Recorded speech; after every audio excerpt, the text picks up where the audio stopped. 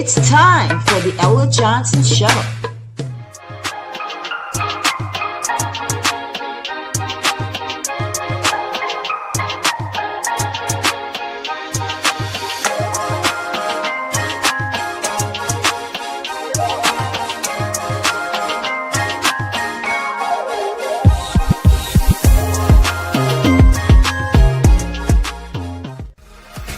Thanks for tuning in to the Ella Johnson Show, where there are two sides to every story.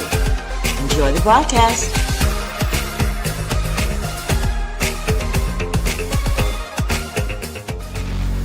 Stay tuned.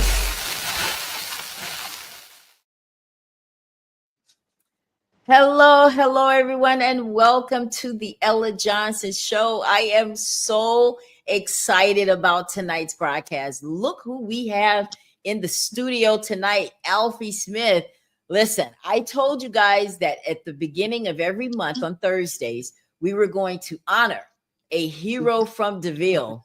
Well, Alfie Smith made the cut because he is definitely a hero. He may not be from DeVille, but he has some dwellings on some guans on there in Monroeville, but I thought he was worthy enough to be here. Let me explain to you guys why I believe that these shows are important, recognizing people for all of their great work that they've done, because I believe that it's important that we give people their flowers now while they can still smell them, right? Like while he can hear what people have to say.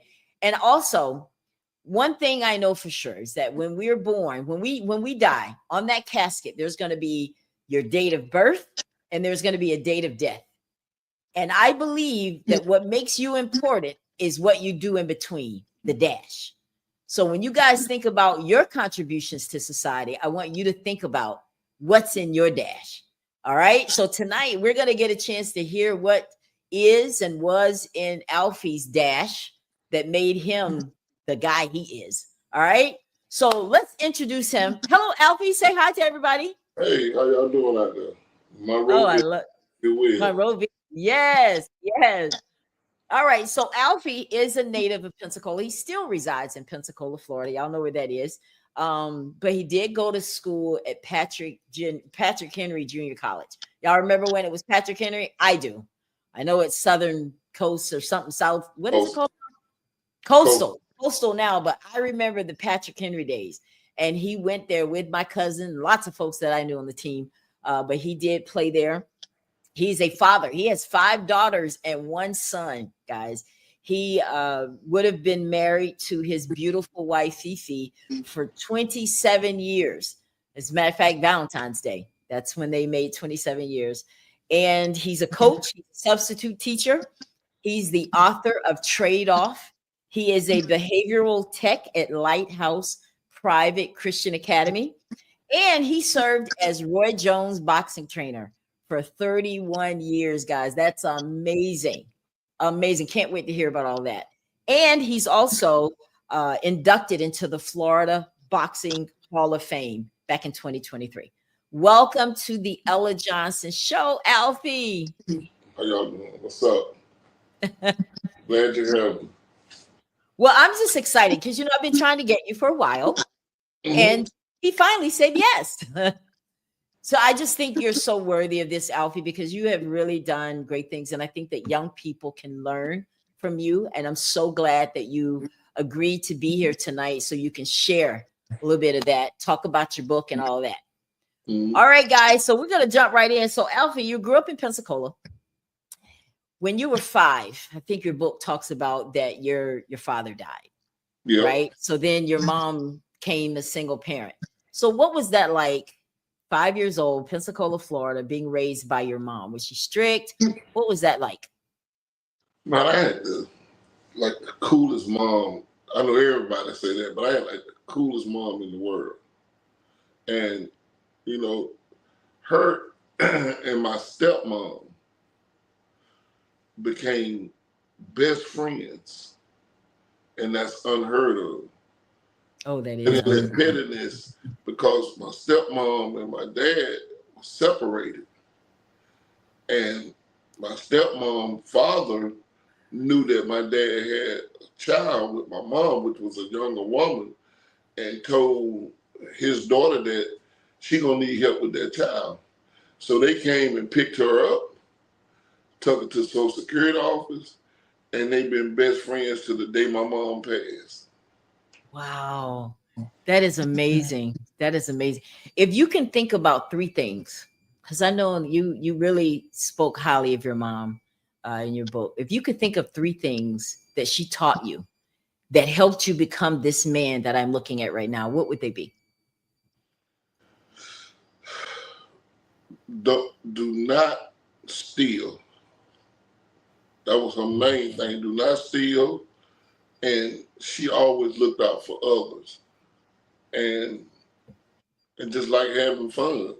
She taught me at an early age, she said, stealing is something you don't have to do. Because I was the only child for 17 years. And I basically was spoiled and didn't realize it. But she she told me, if you steal, I will beat you to Amazing Grace to How Sweet It Sounds.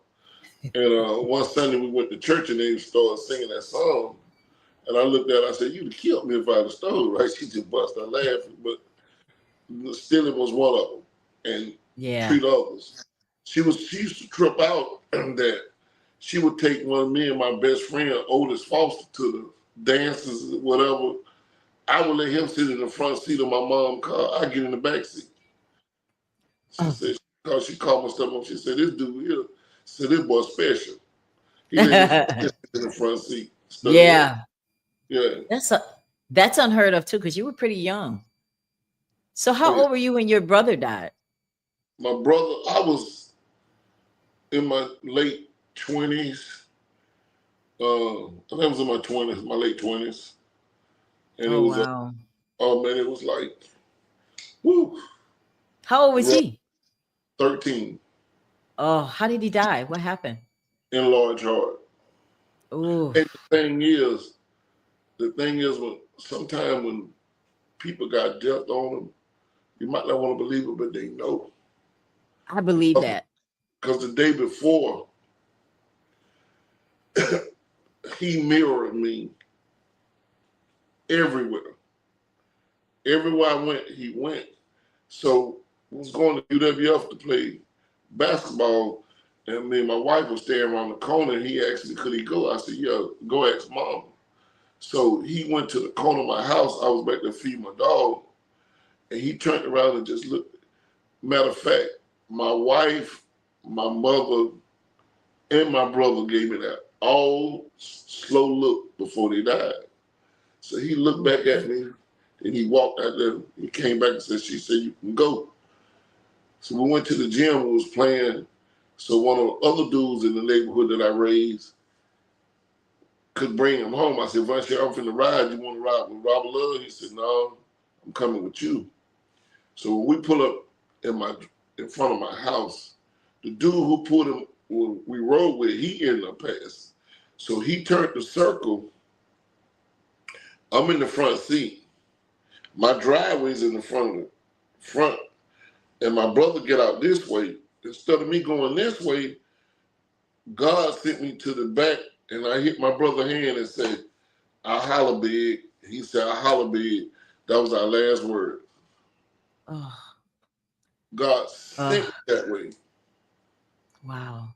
You know, that had to be heartbreaking. Yeah. He asked me, this is what told me up in the hospital.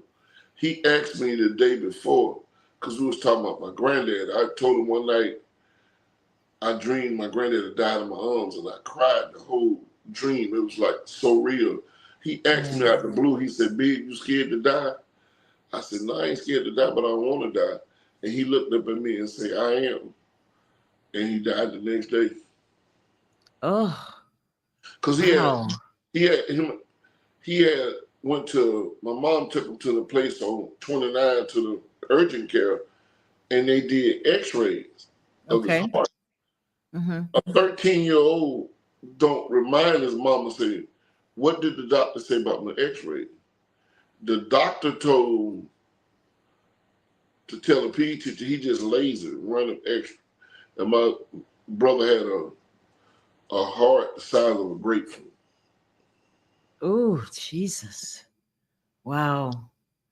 So when you were young, though, I read that you just had amazing talent. Like, I don't know if people know this part about you, that you just have a natural athletic talent. Let's talk about, because you were basketball, football, and baseball. You play all three Yeah. sports. Let's talk about basketball, because that's the one you like the most, right? Basketball, well, coming up, the only basketball I had seen was the Harlem Globetrotters. And Yeah. one Saturday I seen the Washington Bullets play. And I'm at my grandmother's house, black and white TV. I'm just watching them. I said, I believe I could do this. But in the front yard, out there in the field, my uncle and them playing a game of 21 on a dirt court with a real rim and nets.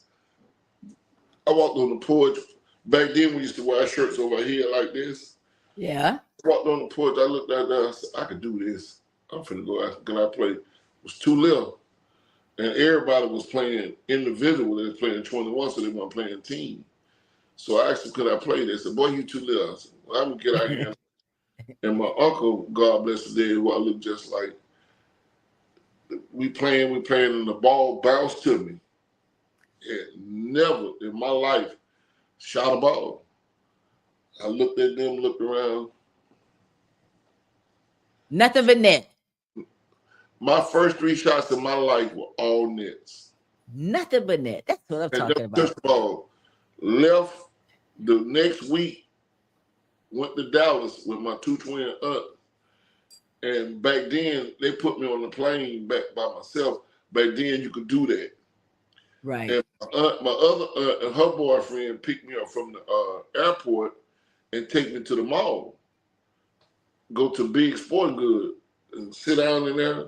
So what size you wear? I don't know. So they measured me. They got me my first pair of black Chuck Taylors. You couldn't tell me nothing. Could tell you nothing. Same kind of shoes the Harlem Globetrotters wear. Okay. So I went to Salvation Army Recreation Center, walked from my grandmama's house. They was going on their 4th game in the season.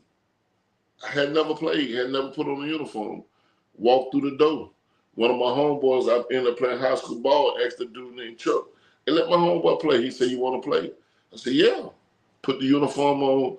My first game I played, I hit 48. And you were how old? About 8. 8 years old, man. Look at here. 48. Never put on a uniform. That one game, I was leading scorer, and they was on their 4th game. Never. Wow. Yeah. That sounds like some Like Mike, like the movie Like Mike. Put on those shoes. That's why I say when you pass, your spirit goes somewhere else. Because how did I just naturally just shoot? That was my next question. How? Where did it come from, Al? Where do you think it came from? Sometimes I think we've been here before. I believe that too. I really do. And I can't explain it, but I do believe that. We've been because naturally shoot. Then basketball was over with. Had never played baseball. Played baseball with the Giants. I'm the youngest thing on the team. But my best friend over here, he talked about this to this day. At the concession stand, they had all the people up there in the highest batting average. Alfred Smith was the best batting average. First time playing baseball.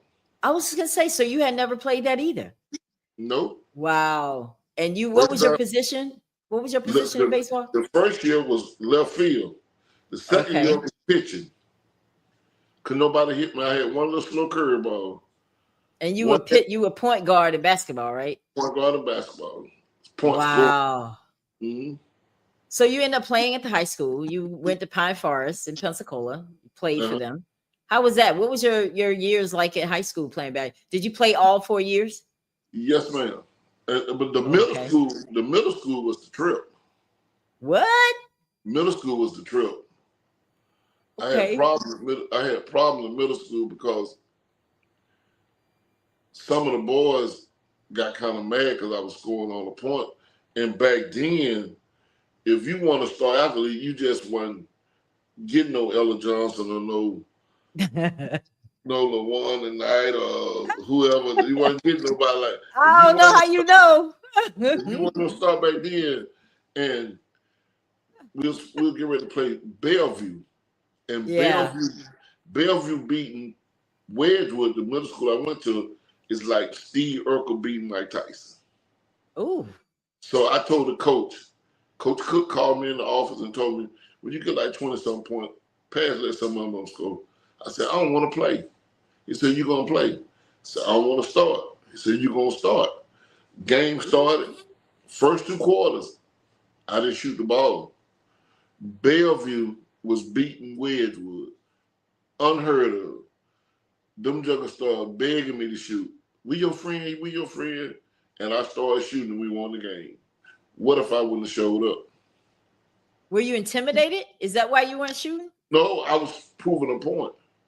Oh, They gotcha. said I was throwing too many points. Okay. But I was just way ahead of my time. Exactly. So and they realized, look, bro, we don't want to lose. Do what you got to do. I didn't shoot on purpose to let them shine. Yeah. Yeah. But Oh, that's nice. That's selfless. I like that. You were giving them an opportunity. So they had to retract and be like, you know what? No, you got it. You got it. Ball out. True story. Yeah. And Pine Forest was like 9th grade, I played JV up. And then the 10th grade, I played varsity. So I played varsity from the 10th to the 12th. Oh, okay. Mm-hmm. So when you finished high school, you went on with your basketball. Where did you go next? I went to Concordia. Selma. In Selma. Mm-hmm. With one of my homeboys, and went down there, was leading them in scoring. And them boys in Alabama, they didn't like it. They did not like it. Really? So in other words, you were noticing a lot of these jealousies again in your first year in college? Yeah. Oh, wow. So we played in a tournament at Wallace or Selma. And UAB did an inter squad game before the tournament. So we in the tournament game, and I look at the clock, the team blowing us out. They got like 90 something. So I said, I'm finna just start shooting so we'll make it like we're in the game. So I ended up hitting 8 buckets in a row. Got an all tournament trophy. The coach for UAB sent a player in the locker room to talk to me because he couldn't. Next tournament, the next week, at Wallace of Selma won an all tournament trophy. And the boy just got mad. And we played against Patrick Henry. Okay. True story. We played against Patrick Henry. They got Jeff McCoy, O'Neal Calhoun, Terry Liggett, Jeff Thompson from Mobile. All these, they got a nice team. Yeah. I'm killing them. Coach Sellers tells Jeff McCoy, if that little kid hit one more shot, punch him in the mouth. Right? So after I go to Faulkner and Jeff go to AUM, we was talking about it. I said, Costello told you to punch me in the mouth? He said, yeah. And me and Costello and Lord became like this. Yeah. I called Costello. I said, Coach, you told Jeff McCoy to punch me in the mouth? He said, yeah, Alpha, you wasn't missing. So he actually told me. At least he owned it. Yeah. He owned it. Yeah. And that was it. I left. After the next game, I was sitting behind Patrick Henry bench. And one time on a break, my mom and my stepmama came and got me and my partner. I said, Mama, stop by this school here. It was Patrick Henry. And when I walked through that door, when the coach started off, his eye got like this. I said, man, I want to play for you. No problem. That's how it happened. Just like that. But Selma didn't want to let you go, though. The president didn't want to sign it. He didn't sign the release paper, so I had to sit out. That's why I worked on my handle the whole year. So you rode the bench for the first year at Patrick Henry. I couldn't dress out because you weren't released yet. Oh yeah. Man, that's messed up. You weren't on contract though. So why were you held to that? I had signed a scholarship though. Oh, you're on a scholarship. Okay, gotcha. Now I could have came back home and played what he could have did, but it was still in Alabama. Yeah, but it had something to do with the rival school, Yeah, the rivalry too going yeah, on. Yeah. yeah. And So that's that's what, when you met my cousin Lloyd. man, I met Lloyd, Ron, Craig Johnson, Hemp, uh, Frank Bank, uh, you, London Light, LaWanda, Yeah. uh, Derek Roberts. Well, no, you didn't. Derek, You were his in. brother. Yeah. I mean, I was everywhere. I was out. I used to Yeah. drive down the limestone. Ooh, that's I what was I'm talking everywhere. about. Me and Lloyd used to go to the pool hall. So I was everywhere. Fat Daddy,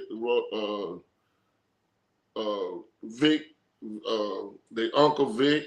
Yeah. And Yeah. I remember Ron brother, man, God bless the day, the one Suge got killed. I remember him. Yeah. Yeah. Oh wow, you do have some deep roots there because everybody you mentioned, I know all of them. I know. That's And what's amazing. that? Man, I met Lucy and Michelle Banks, Oh yeah, Robin Hollis.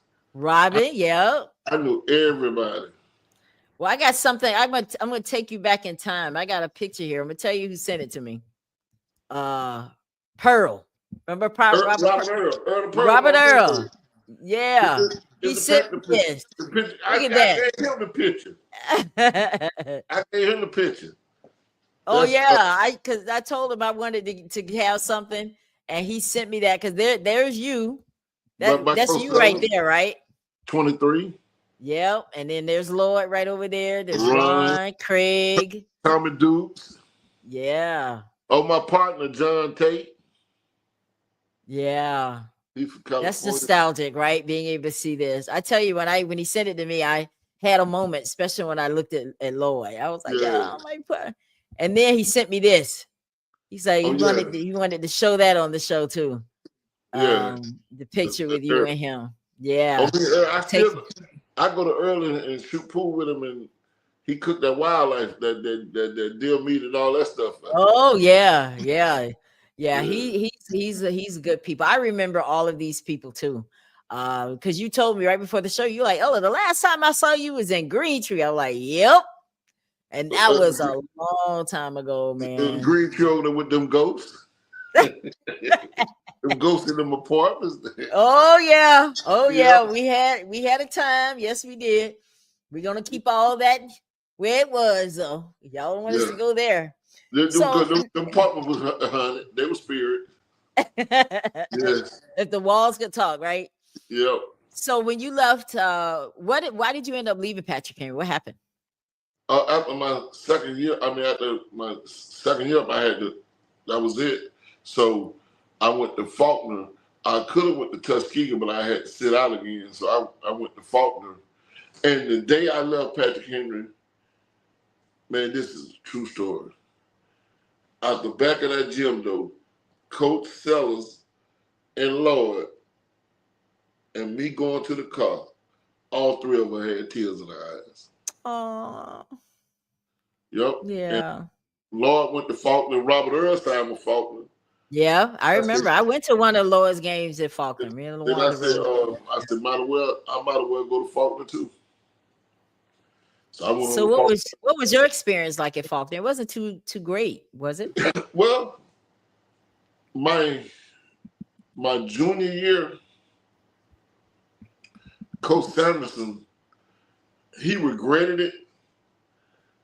He had a manager named Vertus McNair from Montgomery, and it was something about my game was flashy to him.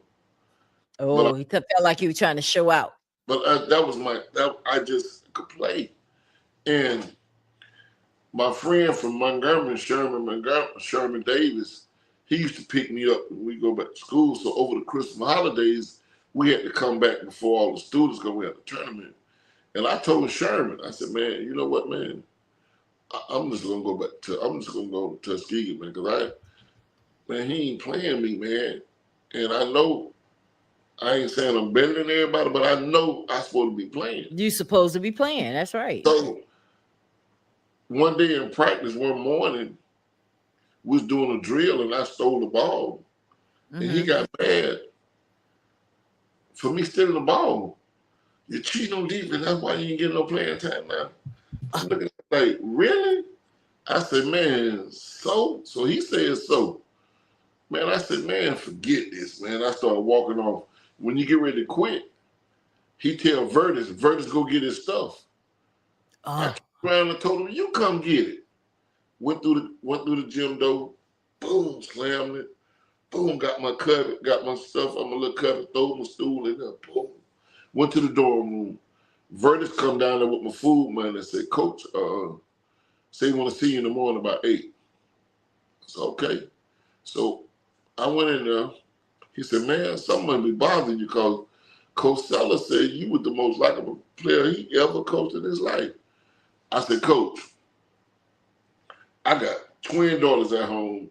I know work study helping, but I could be working instead of sitting on the bench. Them dudes playing before me ain't not better than me. I told him just like that. He said, well, just like that. He said, we'll see about it. Then he said, well, yesterday when I told you, told Vertus to go get your stuff, and you told me to come get it like you want to fight me. Ooh. Coach, I said, Coach, you came in the locker room, we would have fought. Just like that. I swear, you came in the locker room, we would have fought. I ain't no reason for lying to you. I'm telling you the truth. I was that mad. And we had a game. We was getting blowed out. Put me in the game. Brought them all the way back. Showed out. Got summoned to the office. A man named Floyd Murray.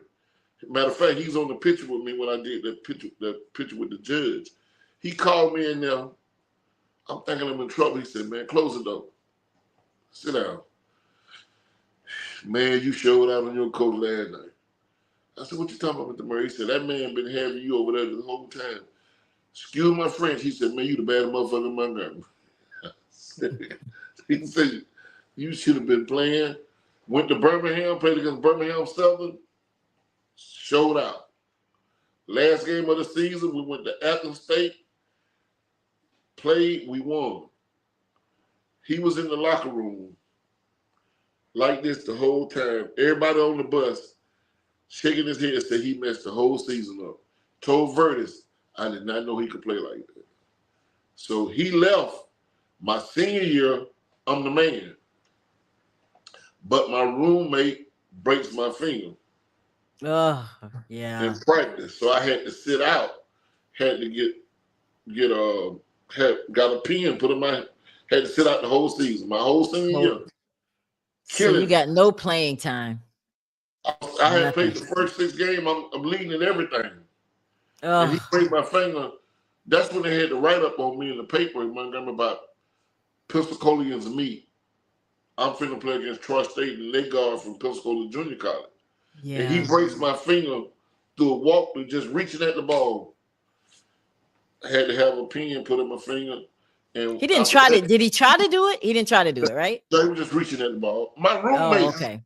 I'm gonna tell you why I say he did it, because he was from New Orleans and his mom was young and beautiful. Every time he wake up, I would take her picture and put it on my clip. I'm trying to get the man's mom. Oh my goodness! I was just playing with it, but he ended up breaking my finger, and after that I couldn't play.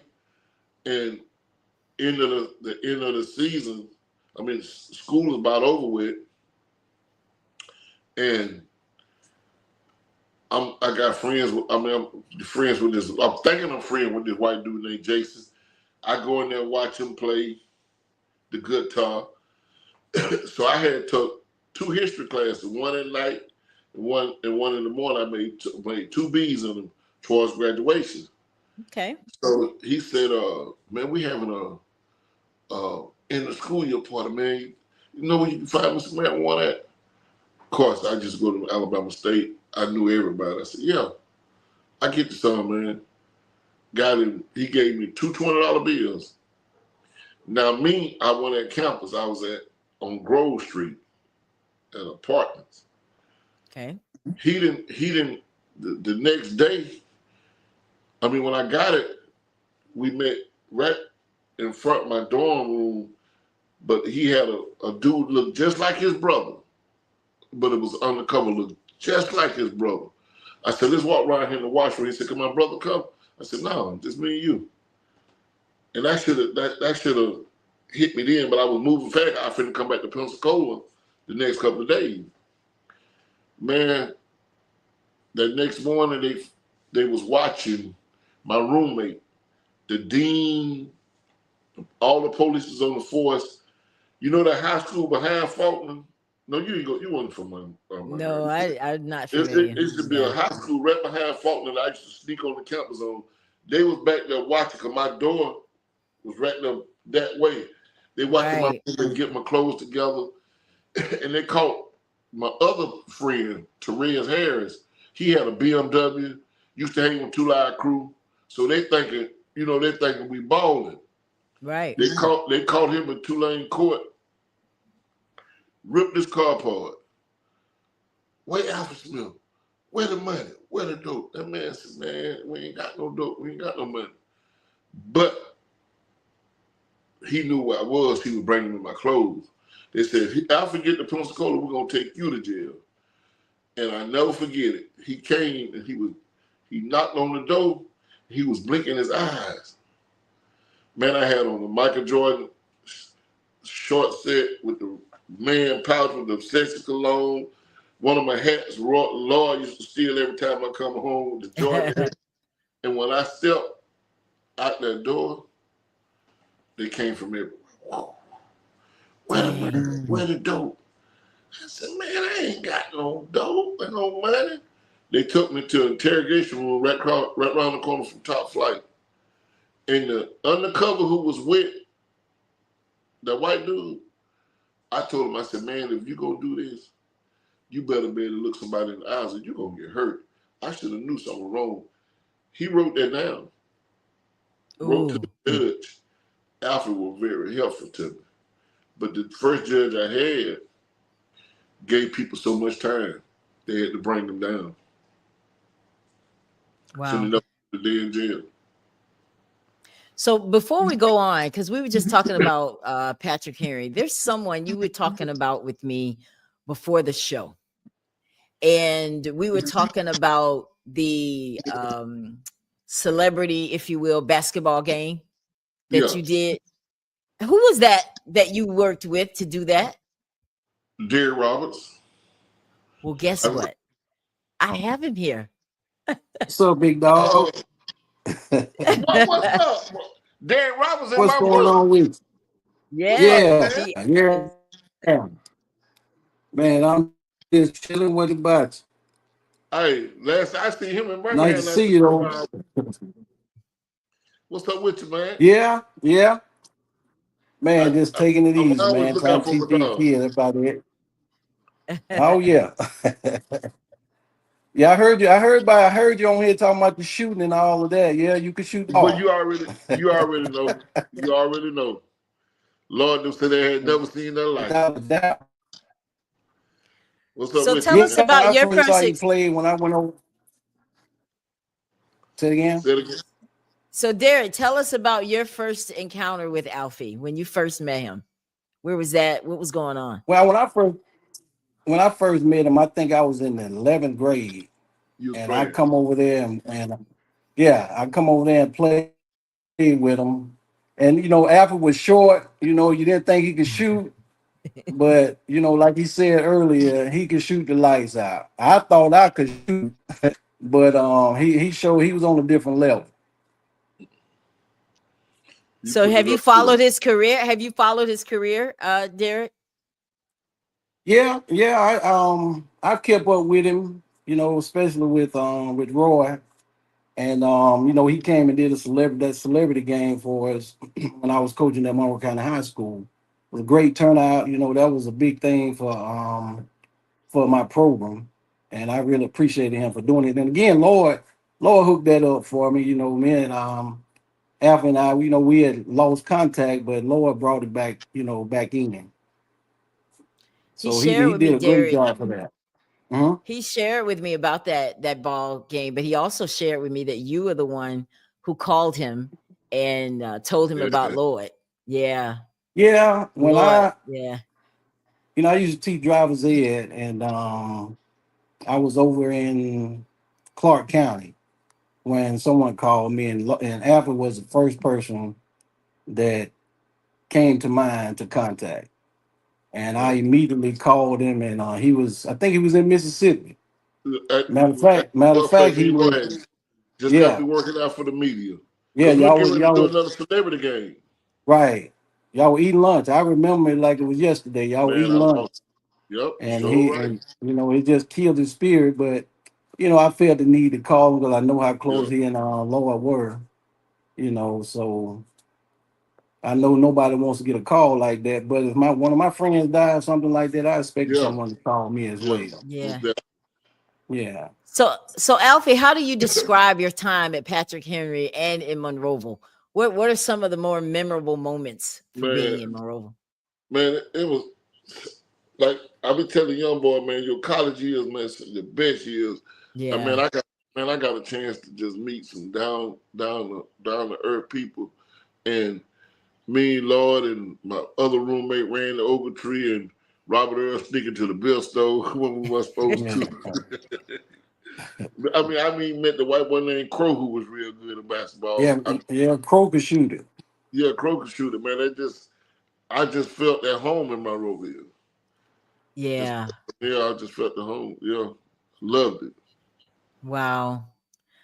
So Derek, what are you doing these days? You still doing basketball? Like what Nah, are you no, I don't coach anymore. I stopped coaching about 3 years ago. This is my 26th year of teaching. okay. So I want him to come and speak to my students because I deal with some at-risk kids, Hmm. and it's hard to get these kids' attention these days. I know. It's like nobody cares about education, and they just don't care about tomorrow. To me, they only just living for today. Oh wow. Exactly right, man. It's totally different. That sounds like an ass to me. Oh, Yeah. I told you I don't before. want to pass the moment. I told you, man, just set it up. I'll be Yeah, there. he and I already spoke about it, in the past, and it's just with me living in Birmingham now, it's just kind of tough, Yeah. But I'm gonna before I retire, I think I'm gonna do about 4 more years, and then I'm gonna call it quits, and Oh wow. I'm gonna get him up here before then. Yeah, definitely be there. Well, we Yeah, want you in Monroeville too. I talked to you about that before the show. right. Because we were talking about the killing that happened up there, and you said you heard about it. But we're gonna have an event Thanksgiving weekend in Monroeville. It's gonna be a bring the community back together event. We haven't publicized it yet because we're still working out the details. But I want you and Roy to come, right? Maybe to encourage kids because that'll get them out there. And then once we get them out there and feed them, then we'll be able to reach them. But we got Yeah. to get them there first, because kids just want to stay home, play video games. Oh man, that ain't cool enough. It ain't like us. When we were growing up, we would go to anything, especially if you're giving me some free food. But these kids don't really Right. care anything about that. So we want to definitely do that. I want to take this little break here because I want to show a video. And when we come back, Derek, I hope you're going to stick around for the trivia. Yeah, I I'll got a try to hang basketball. around. Yeah, I got a basketball trivia. I want to see what we working with. I want to see if y'all really know basketball like you say you do. Yeah. But Say no more. anyway, we're gonna watch this video, and we'll be right back, guys.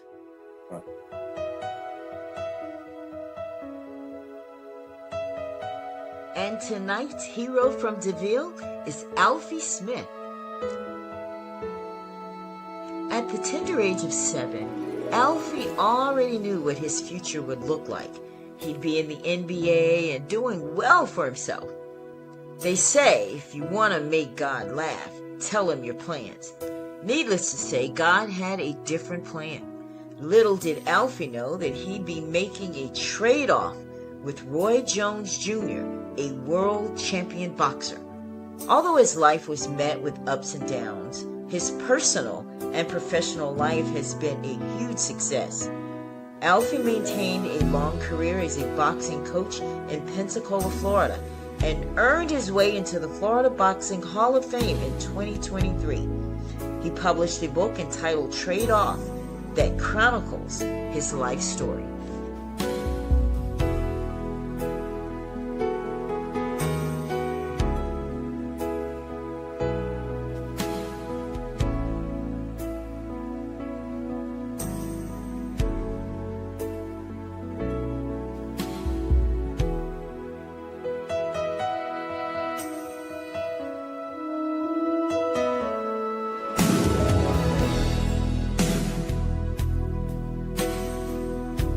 September's hero from DeVille, Alfie Smith.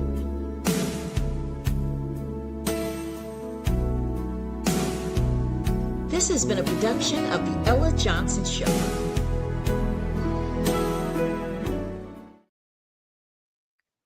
Oh, you put that Yay. together. Nice. That was Yeah, real. that was- Thank you. Yeah, that was nice. Thank you. I have another surprise for you, my friend. You covered some stuff there. You even I got the gotta last fight Roy did at the Civic Center when I was in the corner putting the water on his head. That was nice. You ready for this next surprise? Say I'm ready. I'm ready. All right. Welcome to the show, Coach Sellers. Oh, Coach Sellers. Karen Franklin Sellers. Hello, Alfred Bernard Smith. Man, that's my favorite dude in the world right now. What's up, Coach? Not too much. How are you doing? I'm doing good. Doing good. So how surprised are you, Alfie? I'm very surprised. Coach told that man to punch me in my mouth. Did you really do that, Coach Sellers? Did you tell Yeah, the guy Coach punch? told that man that. Well, I did tell Jeff. I did tell him that, he couldn't guard him. No, we couldn't stop him. So I told Jeff, if you can't guard him, hit him in the mouth. And of course, Jeff knew I didn't really mean for him to hit him in the mouth, but I did tell him that. Love it. Wow. Yes, sir. He was remembering some different people. Coach Lloyd. We were talking about Lloyd and Ron, because Lloyd is my cousin.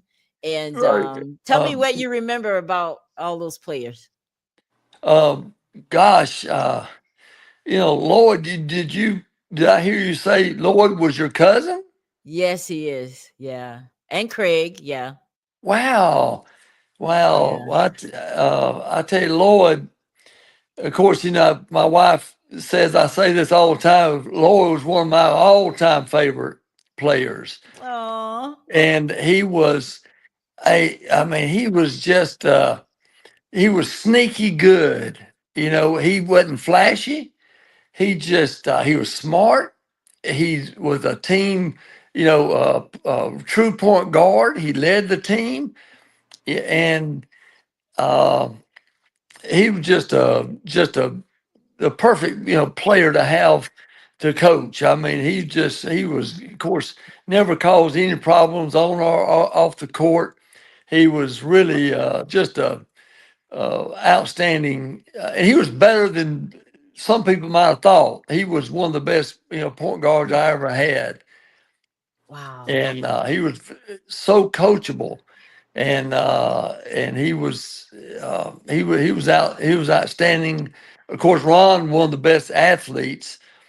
Probably, what was Ron, 5'9", maybe 8, 9, and boy, he could jump up there over that goal, and I remember he had jumped up over the goal one night and basically ended his career and broke his wrist. And That's the Pensacola. yes, yeah, but he was outstanding, and of course I used to love Craig. I mean, Craig was quite a character, and my wife and I made a mistake. We left out of town, and we hired Craig to put together this little bookcase for us. Now that was a nightmare. We got back, and it was everything he put on there was backwards. And anyway, but I remember I had a lot of fun with Craig. I mean, he was he was a fun guy to be around. So you guys, since we're reminiscing, y'all tell me about a game where you guys were like down, you thought it was over, but you pulled it back. Y'all can either one of you remember a game like that at Patrick Henry? No, I can't hardly remember, but I used to love to see Coach Seller pull that jacket off. I ain't never seen nobody do it yet. He snatched the jacket What was off so like special about it? What did he do? he can snatch it off like this. I ain't never seen nobody duplicate it yet. And some people tell me I could pull it off and have it back on within about 10 seconds. You know, I could get it all the way off but you know, when you got some guys like Alfie and some of those guys out there, it'll make you want to take your jacket off sometimes. Well, Coach Sellers, you were very animated too, though. Oh, he used to cut up. He slowed down a lot. He used to cut up. Well, I tell you, I really love playing basketball and playing hard. It was really, you know, I always had a lot of energy, and that was good, but it was hard coaching because you feel kind of helpless. You're not able to, you feel like if you were able to play, you know, you could help but so I guess I just had to get some of that energy out. And of course, I hope some of that energy would rub off on some of the players too, so they would, you know, play with great energy. Man alive. Wow. So you're surprised. I got to tell you, Coach Sellers, that, you know, he and Derek both kind of answered the call at the last minute on this show tonight. They were both very willing to be here to surprise you. But I'm glad we got a full house because we're going to have a trivia. I want to see, all of you guys are basketball stars, so I'm going to see just what y'all know about the sport. Y'all ready? We'll try it out. If you're ready, ready, say you're ready. Yes, all right. Ready. All right, so let's go. This is the first question. All right, I want to put it in the chat just so we'll see if there's other people that might be able to answer. All right, let's see. Here's the first one. We're gonna see who's been keeping up. All right, here we go. First question. All right, let me bring it on the screen here.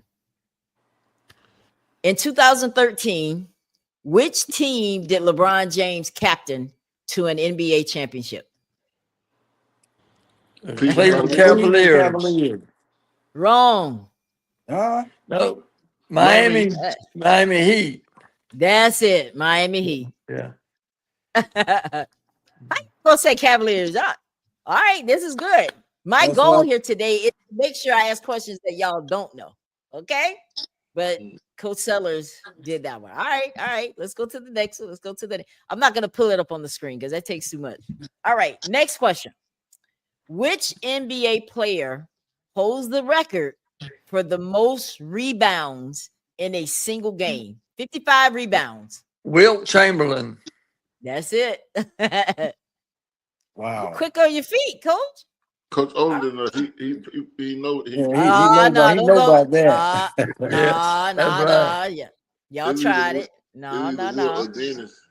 All right, y'all ready for the next one? Which coach has the most wins in U.S. history? Red Auerbach. Who?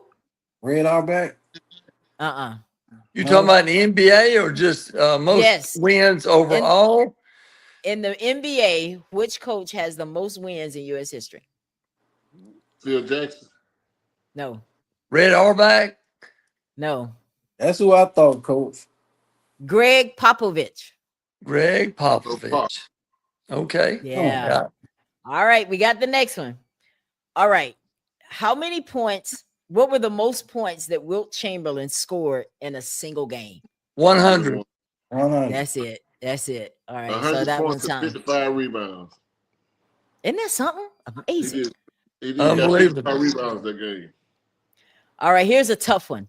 What's the official distance of the 3-point line? 24.9. No. 23.9. No. You talking about NBA? Yes. Okay. 30. 32. You're No. close. You're close, Coach Sellers. 23.75. Okay. 23. Last question. No, I got one more question, then I got a bonus question about Roy Jones. All right. What age was Michael Jordan when he returned to the Washington Wizards in 2001? 40. How old was he? 40. Wrong. 40. Wrong. 41. 36. Wrong. 39. Wrong. Somebody gonna get the Y'all number guessing right. now. Yeah, 38. we're guessing. I'm guessing now. 38. 38. Wow. Yeah. Okay. All right, guys. I got the bonus question. This is about Roy Jones. Who was that? Nobody gonna know that but Alpha. I No, might you not might. do it. Hey, I might know it. I kept up with Roy. All right, let me go in here. Let's see what's the question I wanted for him. Bonus question. How many weight classes does Roy Jones Jr. hold world titles in? 4 different ways. Four. Yeah. Dang, that was a lot easier. I should have known. Why would I ask a Roy Jones question? Exactly. That's That was right. kind of slow. That was kind of slow, Ella. Listen, that was fun. That was fun. That just goes to show that you guys really know either. What are you doing these days, Coach Sellers?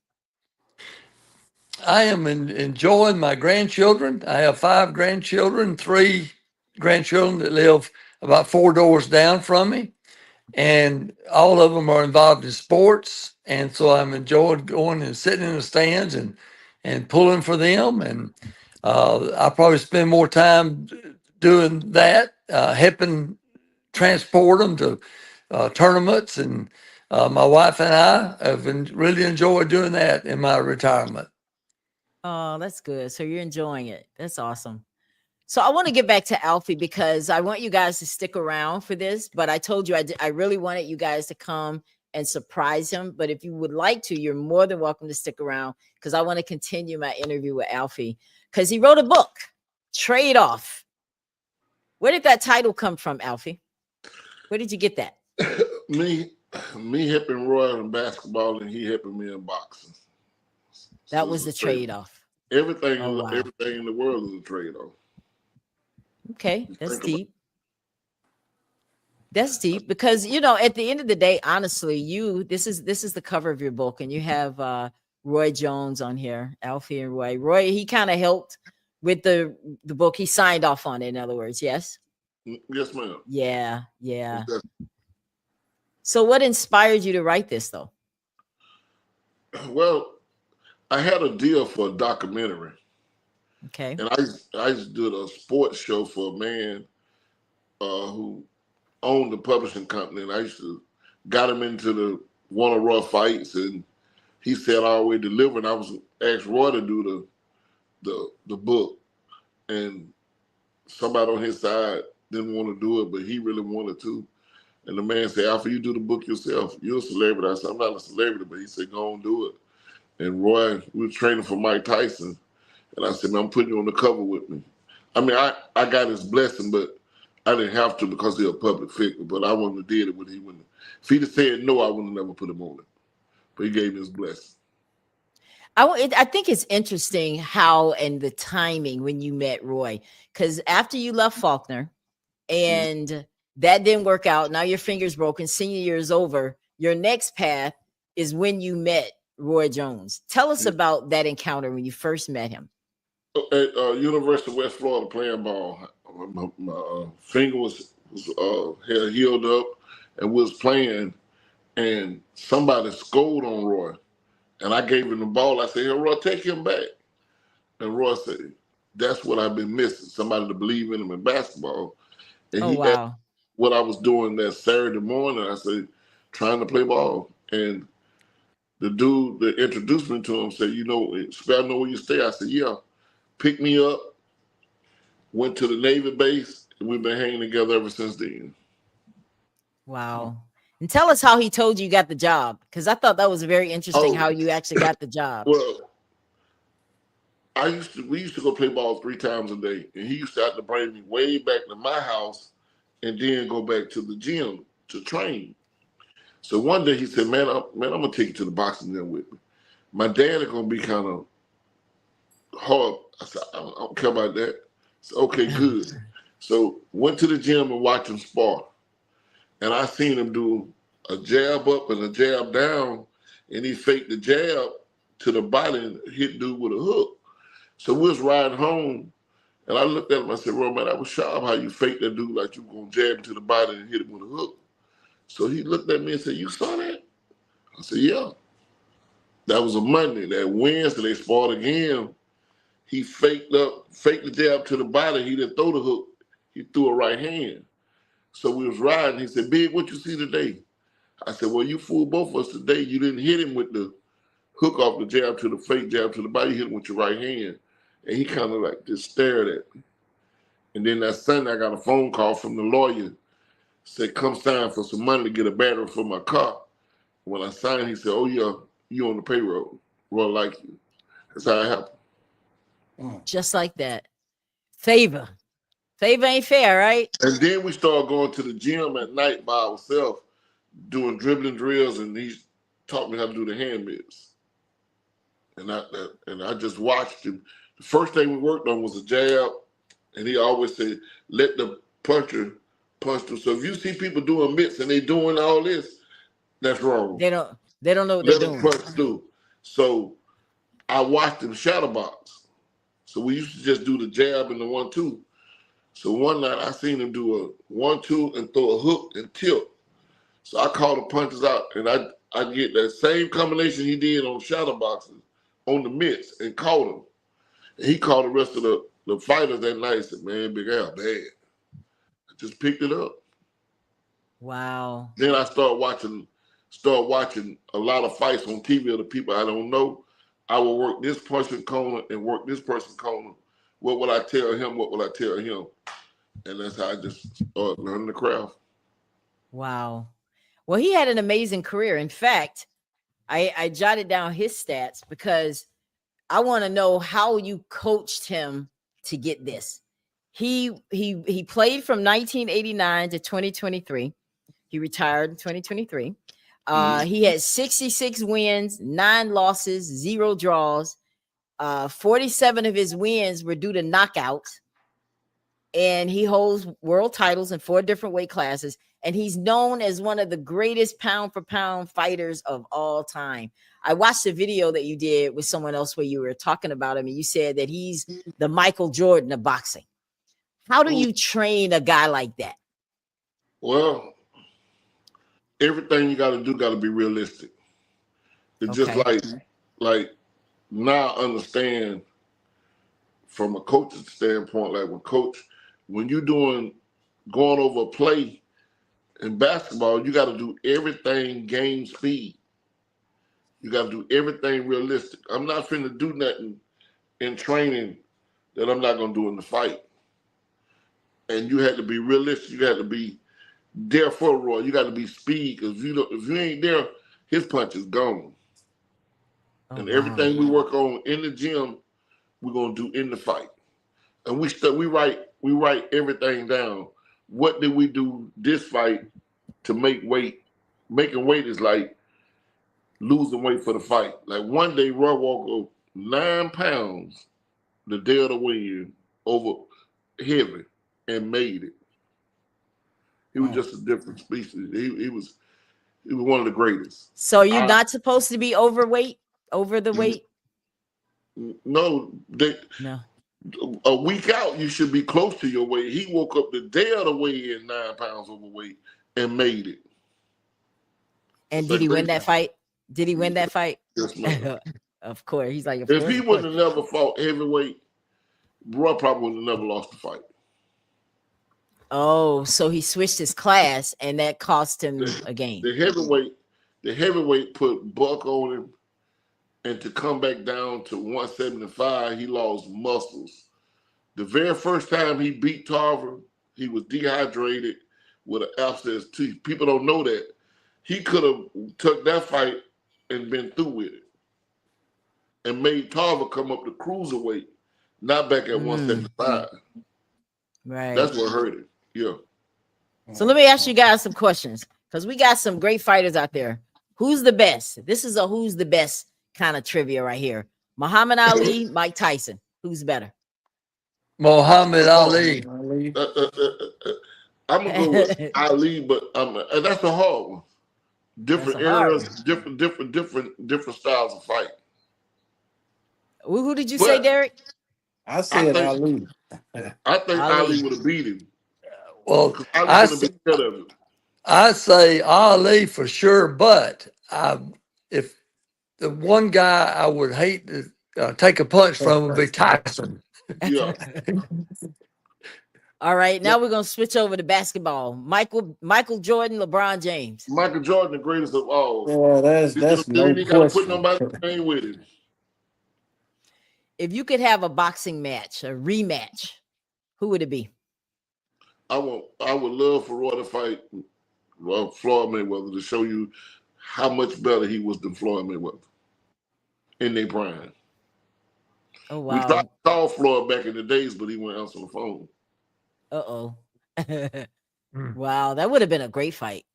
That would have been a great Now, fight right the there. night Roy fought that heavyweight fight, he would have beat anybody in boxing that night. Anybody.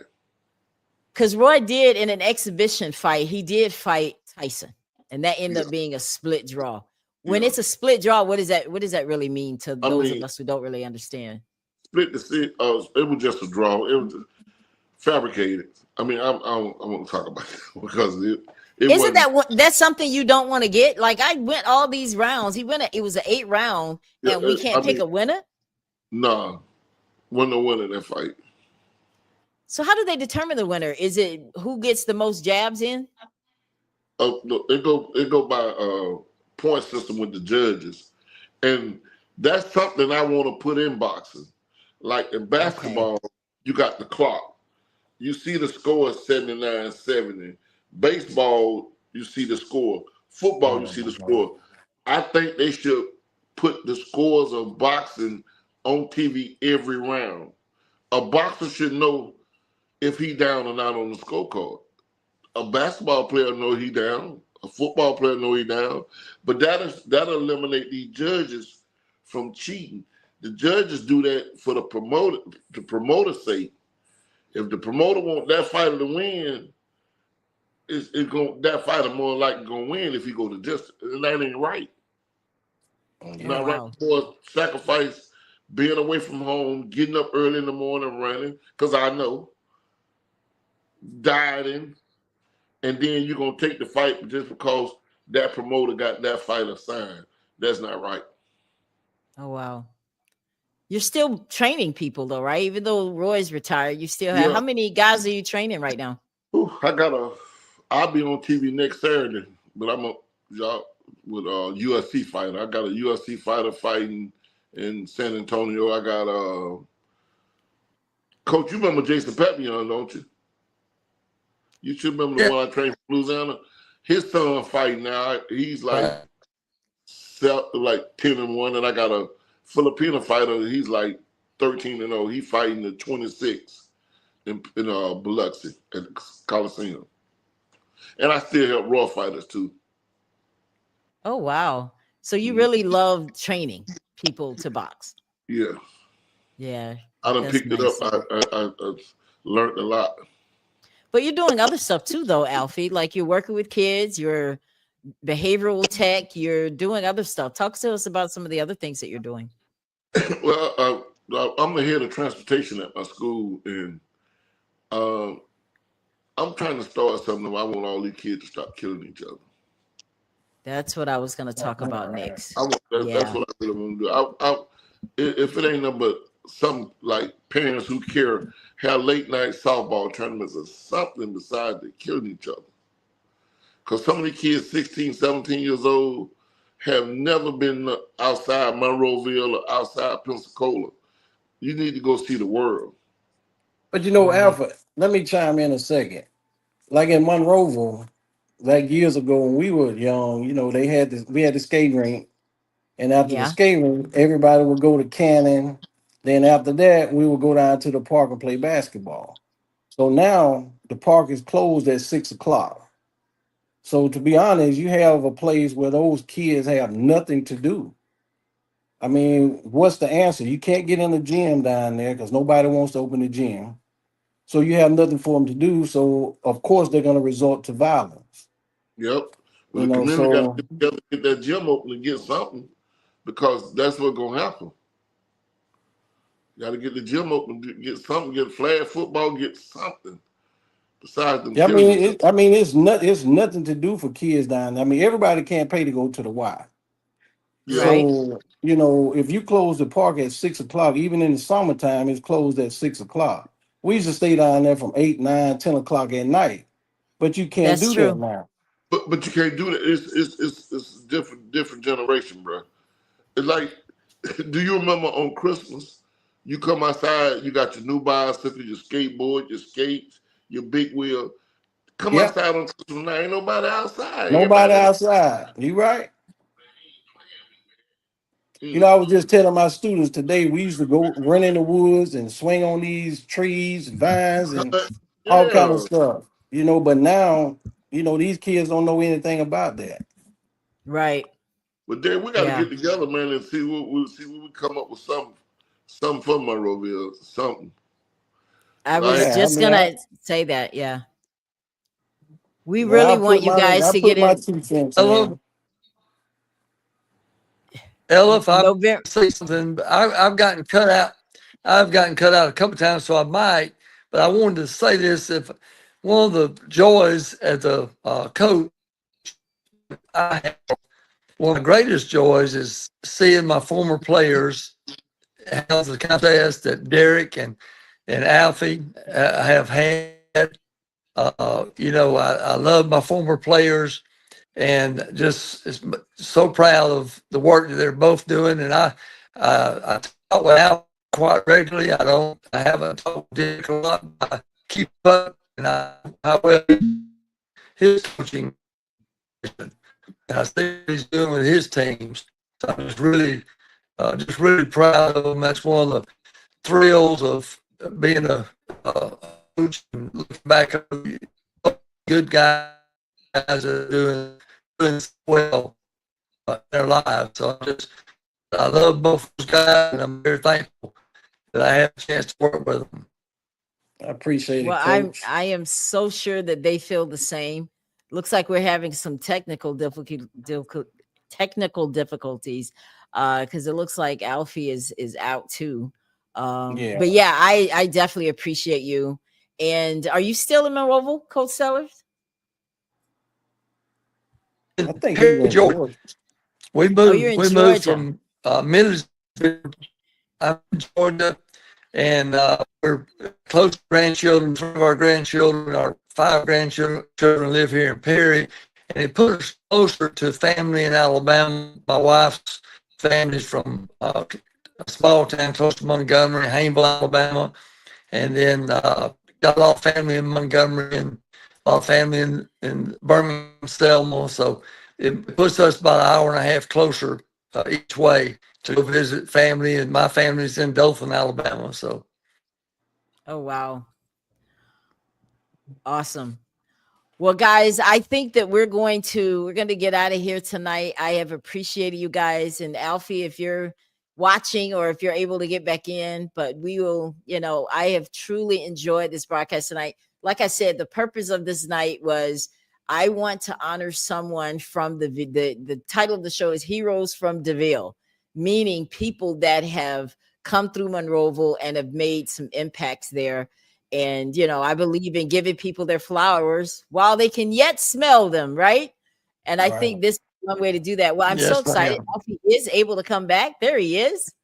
My phone gonna get the ringing. I know, right? That is. So let me ask you a question. Since your phone is ringing, how was your phone ringing when people found out that you were training Roy Jones? Did you just stick to him, or did you take other gigs while you were training him? Well, I didn't work with world champion like Nate Campbell out of Jacksonville. I didn't work with Alfred Ice Cole, who played in Muhammad Ali movie with Will Smith. I didn't work with Coach Sellers knew my other fighter, Ezra Sellers, who passed. my first cousin. Your first cousin. Yep. Yeah, it was crazy about Coach Sellers. And we came to coach. I brought him to Millersville for a celebrity game when Coach Teller was coaching there. But my phone rings. I mean, everybody always, all the time, want me to train their children, and I get phone calls all the time about training. Oh, wow. Have you heard of a young man named J-Man? That he came to you from Monroeville, and it's a dude in Monroeville coming down after the fight, the 26th. He's in Monroeville now. He's coming down to spar, so I can take a look at him. oh, okay. Well, this young man, J-Man, that I think you told him to get his weight up or something. No, get the road work in first. Yeah. Don't come down here out of shape. I mean, at least. Yeah, that's what it is. He need to be in shape. That's my nephew. Yeah, he need to get in shape before he come first. Yeah. So that's the advice you want to give these kids that are interested in boxing, is to get in shape. How do they do that? I mean, if they don't have somebody training them, they want to play the sport, but they don't know what to do. Get a bicycle ride or hit that road work. Get them running shoes and get on that pavement. You got to be in shape for boxing. Ain't no ifs and buts about it. If you're in shape for a boxing match, you in shape better than any other athlete out there. So out of everything that you've been through, Alfie, because we're going to get ready to wrap up, guys, because this has been really, really good. Out of everything you've been through, if I gave you a pen and I said you can rewrite your story, would you? I have no regrets with other losing my loved ones. And I would have probably took basketball a little bit more serious in high school. I'd have went to the guidance counselor because I had got a couple of letters that I gave to my high school coach. I was just playing and trying to dance like New Edition. I would redo that. And I'd have took Patrick Henry classes more serious too. Right. I would listen to a little bit more to Coach Sellers, because that was my best coach ever right there. That's my dog. So in other words, you're saying, kids, if you're wanting to be an athlete, please be a student first. Student first. Yeah. Student. Yeah, that's good. That's real. Well, you've met a lot of celebrities. Let's talk about this one. You had a 30-minute conversation with him. What did y'all talk about? Well, me, I shooting him. And it's like, now you talking smack. Now you talking about I'm shooting like. No, Michael Jordan cannot jump me. He cannot shoot me. Like I told him, when we first took this first picture right here, I said, man, everybody always talk about who the next Michael Jordan. He said, yeah, what's up? I said, you taking a picture with him right now. So he pat my stomach and said 20 pounds ago. And when we went into the room, it was like a premiere commercial. Everybody was there. Stevie Wonder, Ice Cube, Mary J. Blige, and you name it. And Roy was at the door, and we was walking into the room, and I was right behind him. And he turned around and pat my stomach again and said, Roy, your boy said he's the next Michael Jordan. And Roy looked up at Michael Jordan and said, Mike, that just could shoot for real. So I'm walking across the room to go stand up to observe everybody in there. And when I looked to the left, Michael Jordan standing right beside me, because I would have never went up and stood beside him. Wow. And when he did that, I gave it to him. You met a lot of celebrities. I see you here with Jamie Foxx. Me and him used to call each other a lot. Me and Jamie. Yeah. I see you here with Carlton. Carlton, good people. Mary J. Blige. She stopped me for that picture. And my wife did she? Yeah, my wife said y'all kind of close. Because Michael Jordan was talking to me Michael Jordan was talking to me while everybody was in that party. Ron Hopper, Stevie Wonder, Mary J. Blige, you name it. Mike was talking to me. They like, who is that Mike over there laughing and kikiing with? So that's you with Floyd, yeah. Steve, Urkel. He could hoop for real. Oh, really? Yeah, he could hoop. Oh, Scottie Pippen. I was setting up Scottie Pippen right there. And this one is let's see, Shamar Moore. The Shamar Moore, yeah. That's at the Michael. He was there at the Michael Jordan thing. And then these are your dudes. The The weigh-in. weigh-ins. These are the weigh-ins. The weigh-ins. Yeah. All right. And let's see what's another picture I got over here. Who else I got? Iron Mike. Mike Tyson. What I is was he like talking- in person? Well, he was cool. I was talking to him about coming to Pensacola training because I actually supposed to train Mike Tyson for a fight in Dubai when Roy got with Don King and we get ready to fight Trinidad. But I was talking to Mike about coming to Pensacola to train. Mike told me he's not coming to Pensacola, all them rednecks. Are you serious? That's what he told me. So I'm gonna leave that alone. Then. And this was your favorite group right here. New edition. They're my dogs. I mean, I got a chance. I know all of them. And Ronnie DeVoe, me and him gonna do like a little trade off for my little thing I'm doing. I'm gonna show him how to hit mitts. And he's gonna be like, he's showing me how to do like one of their dance routines. Oh wow.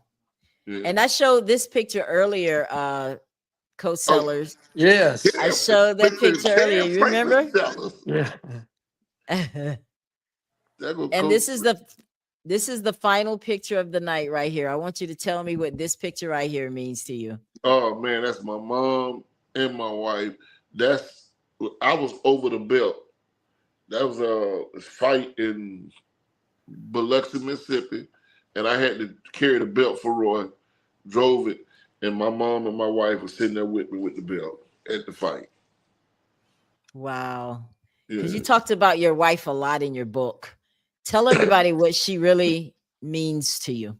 Oh man, she was like, she understood. She understood like me being with Roy. She didn't try to go to the fights and be seen and be. She understood that it was a job. She really understood. And when one of my fighters fight, she would make Roy Rice Krispy Treat after every fight. Sellers the same, and she just was that person. When like I coached high school basketball, I had never had a losing season while she was living, but when she passed, I ain't have a winning season. Oh. I just went in it no more. Yeah. Now I know your mom and your wife meant so much to you, and I read in the book how you got the call about your mom, and it seems like you lost a lot of people, like your mom, your dad, your grandmom, your brother, some students. I think I read that you lost. Yeah. What does that do for someone that has had so much loss throughout his life? How do you continue to go on and still try to help other people? Where does that come from? Get on your knees and pray, and you got to have a supporting cast. Got to. Like my daughters, my wife raised them so good that they continued, like my wife was here in a way. They didn't go, one of them was in high school. They didn't go out and try to party. Uh-oh.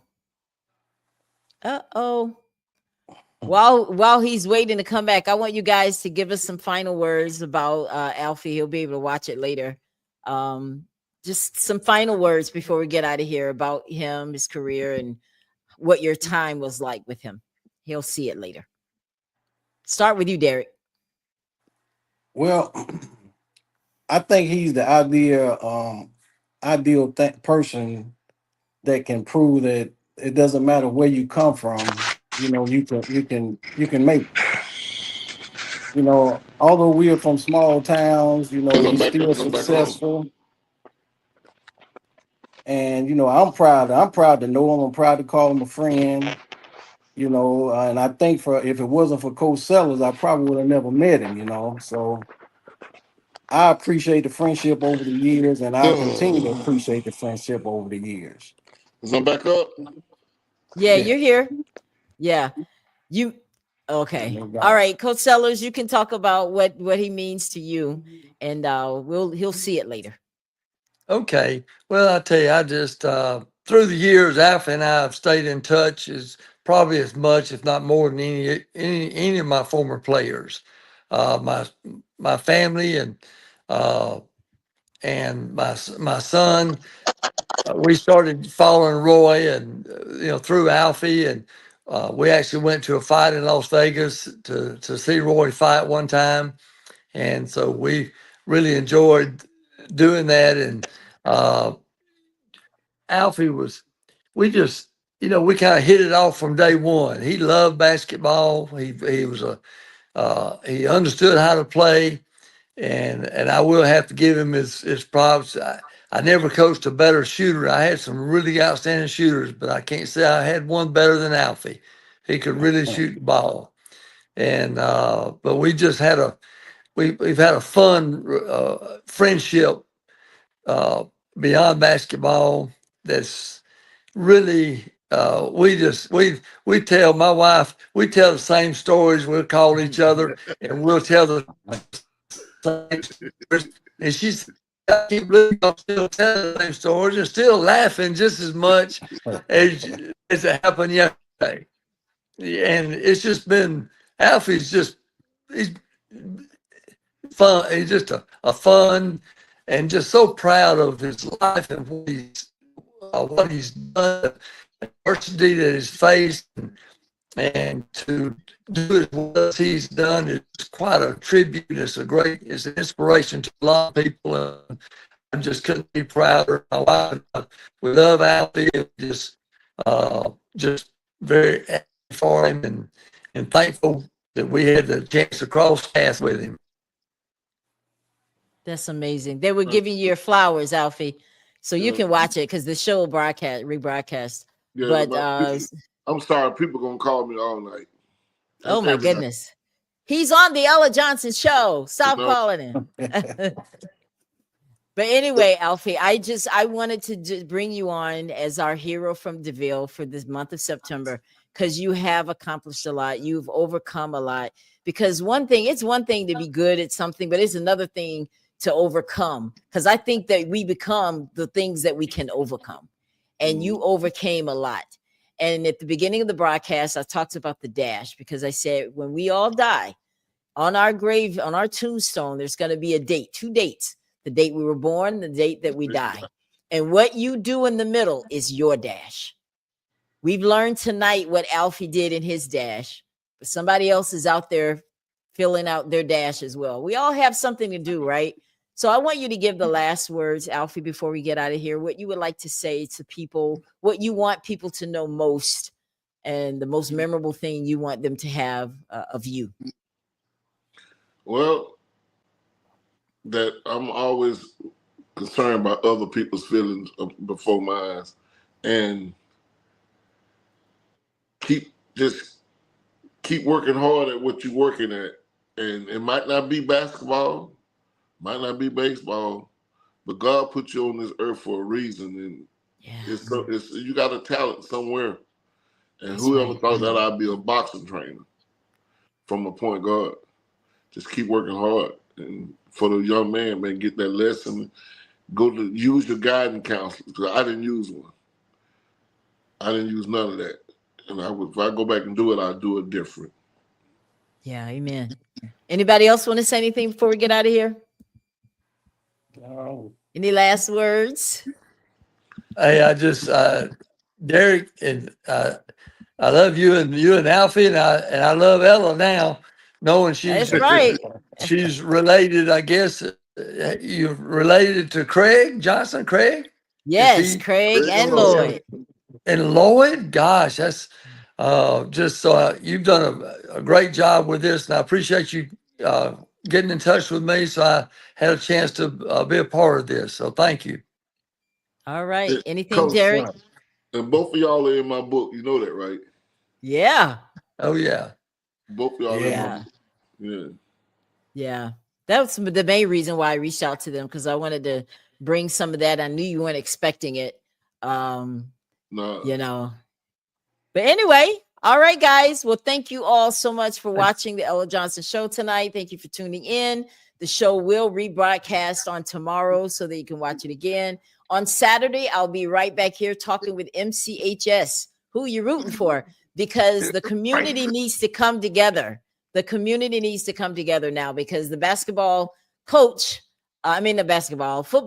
Coach Wilkerson, went to WKRG to explain why he was reaching out on Facebook, because he wasn't excited about how the community is, the lack of support coming from the community. So we're going to talk with him on Saturday night right here, 8:30 p.m. Eastern, 7:30 p.m. Central. You guys stay tuned for that.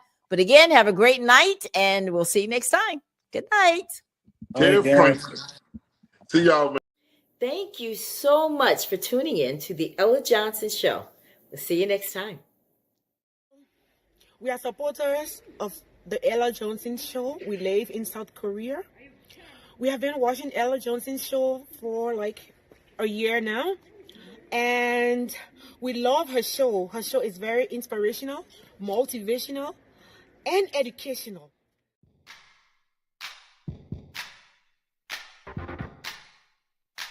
If you would like to be a guest on the Ella Johnson Show, send an email to theellajohnsonshow@gmail.com or send a text message to 407-334-6997.